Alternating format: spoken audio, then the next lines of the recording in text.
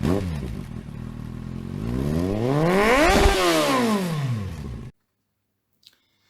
hello everybody. Today we're going to talk about the setup for the moto vlogging. As you see here, I have a DJI Osmo Action 1. I think, in my opinion, this is the best camera ever. A whole lot better than GoPro. So, as you see, we have the camera body.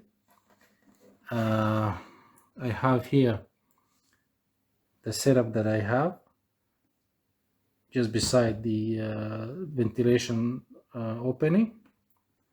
Okay, so we have the camera itself. The camera is put in its own cage, the cage that came with it. Okay, let's see now.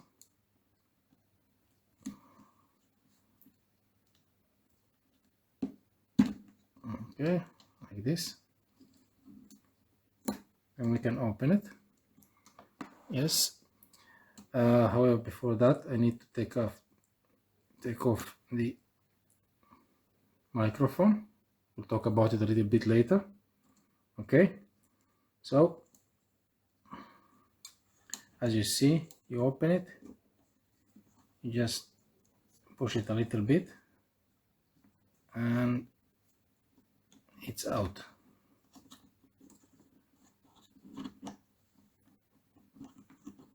Okay, so this is the camera itself. As you see, it's you have heating vents, which is very, very useful. This is a lens protector. You can actually just turn it and take it off, put ND filters or whatever. Okay, this is the front screen, this is the back screen. You have turn off and on, or change the display between the rear display and the front display. Okay, you have the record off and on, and the same here. You can have one other button here for changing the screens and for some other functionalities in the menu. The battery is down here. Okay, so it's waterproof, of course. As you see here, you have the opening for the SD card. I have a 256 GB, and this one is used to charge the camera. So however, it's not just for charging. One of the best characteristics of this camera is the microphone connection. This is something that the GoPro doesn't have. Okay, as you see, you need something like this. This is a Sinova connector. It's small, it's light, and it has a USB-C connection port. You have it here. You have a connection USB-C, and here you have also a connection which is used to transfer data from the camera itself. When you put it, if you have a USB cable, you just connect it to your computer or laptop and you download whatever footage you have. So as you see, it's used for downloading and transferring images and videos, as well as charging. It's also used to charge the battery. So you can have the connector connected to the camera, and you can charge your camera while it's connected. Okay, even if it's on the helmet, you don't need to take it off the helmet as I did right now. So in addition to this connection, it has the 3 and 5 millimeter for the mic. You see? So basically, you just connect it like that, and you have everything ready. So this is regarding the camera. Okay. As you see, I have my 3.5 millimeter microphone. Yes, regarding this camera, for the audio to work, you need to have this type of connection with the 2 stripes, not the 3, the 2. Okay, so basically what you do, okay, let's just put the camera back, okay, so you can see how it works. Take this off.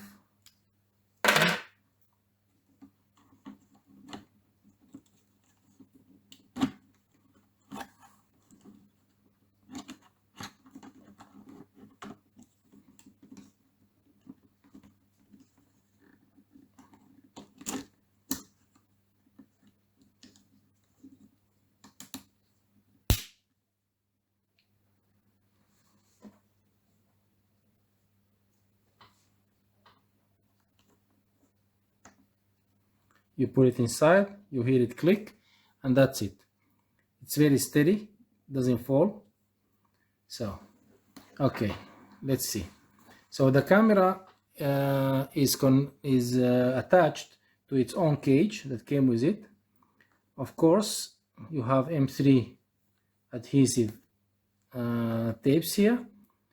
This is a normal connection that can be used to any action camera, GoPro or whatever. Even the Chinese cheap ones, they use the same connection. You just see, depending on your helmet, what kind of connections you need. I have like 1, 2, 3 connections that I had to put together to get the best angle for my camera. Okay, so as you see, my microphone comes here. I put some Gorilla Tape or whatever just to stick it to the outside, or you can bring it from the inside if the lid doesn't interfere with it. Okay, for me it does, so I need it to come from the outside, so when I put the lid down it doesn't have any issues. Okay, so okay, let's just turn it around. As you see, I put the wire inside. I have a chin protection here, and you just feed it inside behind the cheek pads. You take the cheek pads off, and you just feed it inside. Okay, so as you see here, I have another connection, this time with 3 stripes. This connection is for something else. I use it to connect with the if you have a communication device, so it goes to the communication device. This one is fed on the other side. The microphone for the camera is fed on this side. This one is fed through the other side. Okay, so if you look inside, let me just close this one. If you look inside, you see I have my microphone here. See the microphone, and yeah, you need to get this dead cat that you put over your microphone, otherwise you will have wind buffeting and the audio will not be clean. This one is very useful, very good, and it blocks all the wind noise, so you have clear and crispy audio coming out to the camera. You see, very simple. Just put it somewhere where it doesn't bother you when you walk, when you talk, and just feed the wire inside the cheek pads and take it out wherever it comes out. So for me, that's it. I'm very happy with the yeah, you just take it and just do that, click, that's it. It works fine. When I put the lid down, it doesn't bite on the wire. So as you see, very simple, very effective. Okay, so I'm very happy with this one. because I didn't want to buy a GoPro. Instead of this small and convenient connector, you have to connect a dangle that goes here. You have to, it's a big one, and it costs over $50, and it's just a hassle. And this one is very convenient, very small, very practical, and it works. It works fine. It works excellent, actually.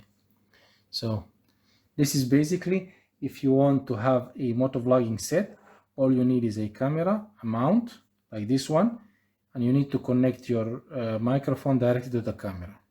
Some people use a microphone from the inside, but they connect it to some external voice or audio recorder, but that's just a little bit too much, and you're gonna have to deal with wires going all over your jacket and whatever. So this is the best setup in my opinion.